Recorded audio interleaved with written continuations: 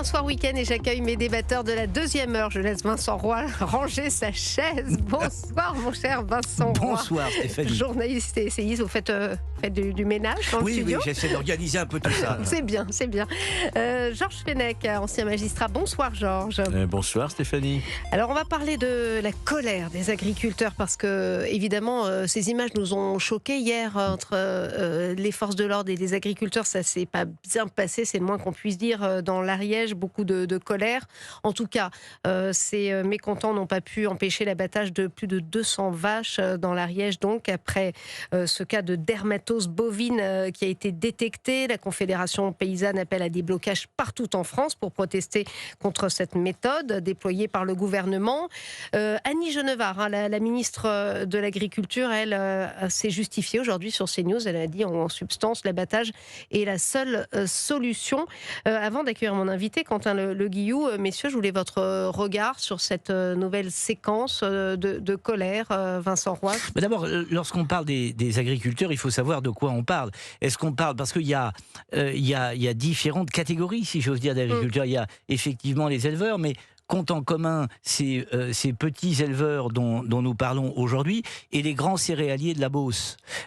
Pas grand-chose. À qui parle Emmanuel Macron lorsque il va peu ou prou négocier le Mercosur? Évidemment, aux grands céréaliers de la Beauce et pas à ceux-ci. Donc notre agriculture, elle est morcelée, divisée entre les viticulteurs qui ont un certain nombre aujourd'hui de questions à se poser avec le réchauffement climatique, les éleveurs qui sont là tout à fait en péril et dont, par ailleurs, il faut bien noter que tout le monde se moque. Ils ne sont pas dans les calculs, ces gens-là. Ils ne sont pas dans les calculs. Alors, on a tout lieu, par conséquent, de les mépriser. Imaginez que Mme Genevard vient effectivement sur les plateaux de télévision nous expliquer que finalement, elle ne peut rien faire d'autre qu'abattre, mais pour autant, elle ne va pas sur le terrain pour dialoguer avec eux, leur tendre la main et tenter de les écouter. Ce sont des populations... Mais est-ce que ça marche? On se souvient, vous savez, Christophe Béchu et Gabriel Attal sur cette... On se souvient du discours sur la paille. Oui, la paille, là. C'est des gens à qui on a tout promis et à qui on a menti. À chaque fois, ça recommence. On a menti depuis très longtemps. Pourquoi? Parce qu'on les méprise. Ils n'apparaissent pas sur la feuille de calcul. Voilà le problème. Je crois que ces gens, aujourd'hui, sont des gens particulièrement en péril, dans la mesure où l'État ne les considère pas. Si vous voulez, pour l'État aujourd'hui, ces gens-là, ils se posent une seule question. Alors, c'est combien de divisions?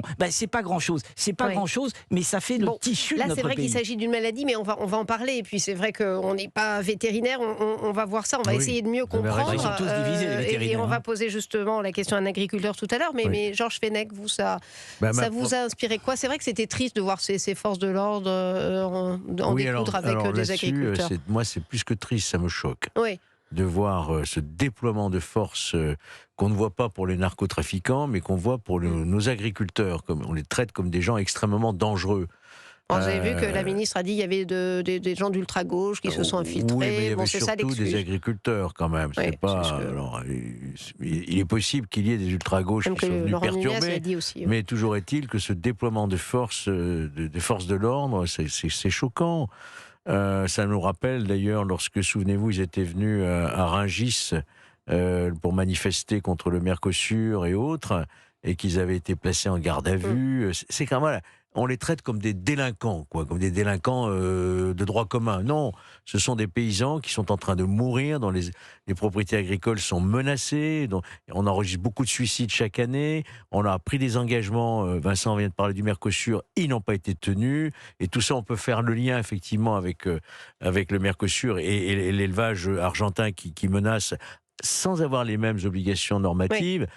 Donc, on voit bien que les agriculteurs actuellement, ils sont sacrifiés et la colère est en train de monter. Bien sûr, oui. Ça gronde, il y a un appel national, c'est loin d'être terminé. Alors, nous sommes avec Quentin Le Guillou, secrétaire général des jeunes agriculteurs, agriculteur lui-même à Saint-Lubin-de-la-Haye, dans l'Eure-et-Loire. Bonsoir, Quentin Le Guillou.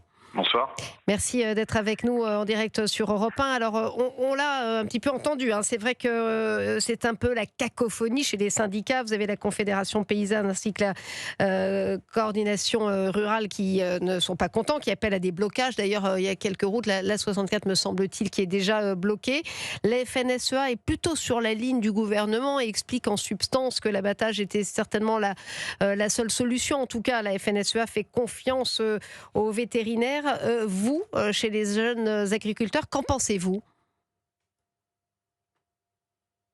Quentin Le Guillou. Bon, qu'on a perdu. Qu'on va récupérer dans quelques instants. Mais c'est vrai que cette séquence, Vincent Roy, a été l'objet de beaucoup de confusion. Là, on voit que, vous le disiez, il y a plusieurs agriculteurs, il y a plusieurs agricultures, mais aussi plusieurs syndicats, forcément. Plusieurs syndicats, évidemment. Il n'y a pas une unité. C'est pas, voilà, ils ne se battent pas tous pour les mêmes raisons, avec les mêmes soucis et les mêmes problèmes. Et puis, alors ça c'est extrêmement important. Songez, puisque Georges le rappelait, que c'est l'une des professions où l'on se suicide le plus, avec les gendarmes et les policiers. Absolument. Et les voir effectivement face à face s'affronter, c'est tout de même ça fait quand même tout de même un peu bizarre, oui. Absolument. Parce que là on est prompt à envoyer des troupes. Souvent on est beaucoup plus en retour de la main.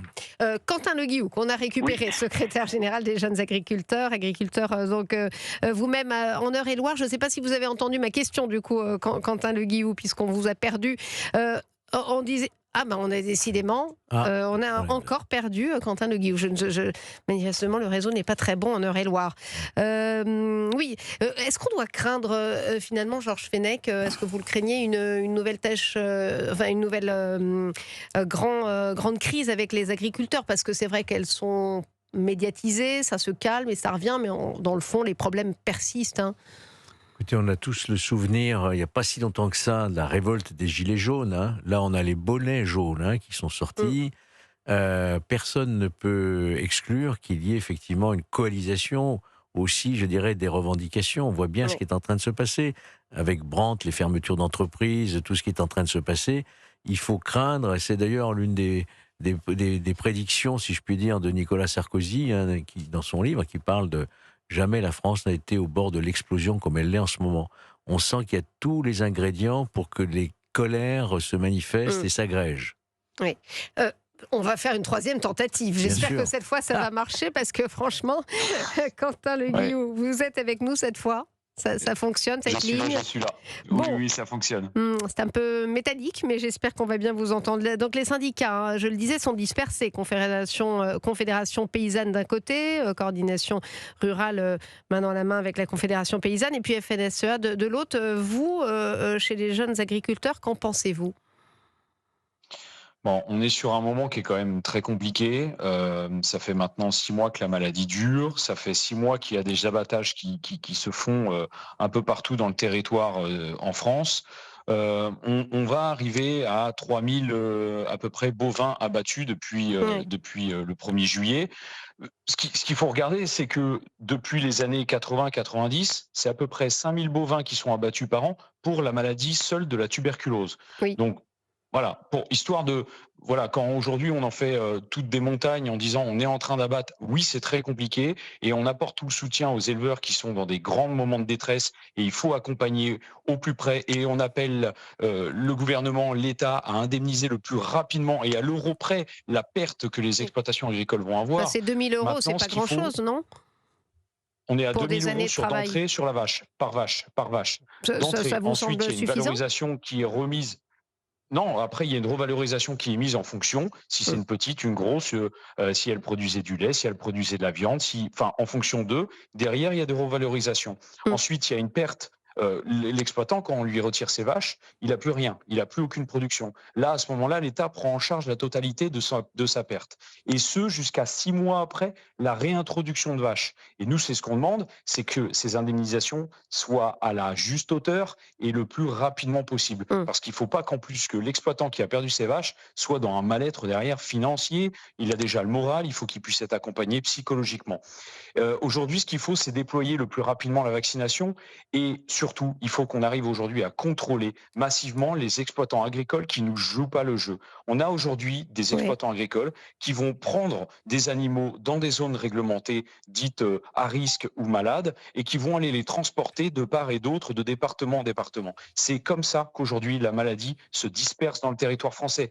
Il faut, c'est malheureux à dire, mais il faut agir contre ces personnes qui aujourd'hui mettent en péril les exploitations françaises. D'ailleurs, c'est ce que préconise le gouvernement gouvernement, abattage, à la moindre suspicion, à la moindre maladie, vaccination autour des foyers et interdiction de transport. Ça, vous soulevez quand même un point important qu'on n'a peut-être pas tellement entendu aujourd'hui, c'est que vous estimez que certains paysans ne jouent pas le jeu et contaminent justement. Si on prend le cas malheureux dans l'Ariège, ça a été discuté, ça a été vérifié par les groupes de vétérinaires. Le cas malheureux dans l'Ariège, c'est un exploitant agricole. Il a fait les choses bien, il est allé chercher des bovins dans les Hautes-Pyrénées. Et puis finalement, quand ils sont arrivés dans les Hautes-Pyrénées, là, l'éleveur, c'était un peu moins clair.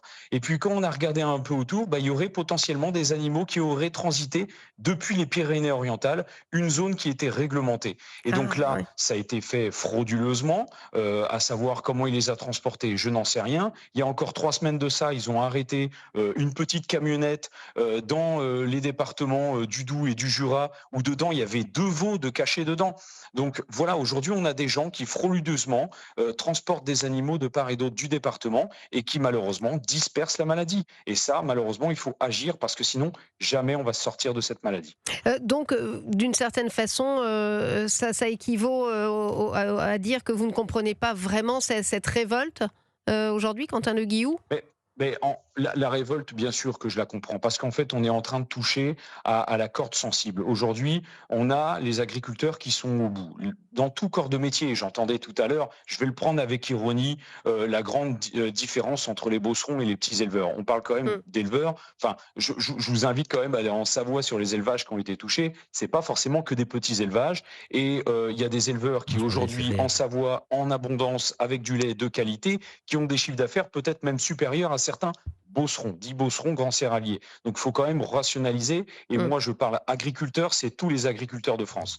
Aujourd'hui, tous les agriculteurs de France, qu'ils soient de Seine-et-Marne, de Beauce, de Hauts-de-France, du Sud, des Pyrénées, du PACA, tous sont aujourd'hui en agriculture. C'est compliqué. Les charges sont en train d'augmenter. On a des normes. On nous parle du Mercosur. Le Mercosur va impacter tous les agriculteurs, que ça soit le petit éleveur, le gros éleveur, comme le beauceron, parce qu'on va importer des betteraves qui vont venir détruire et retirer toute cette qualité française qu'on arrive à faire.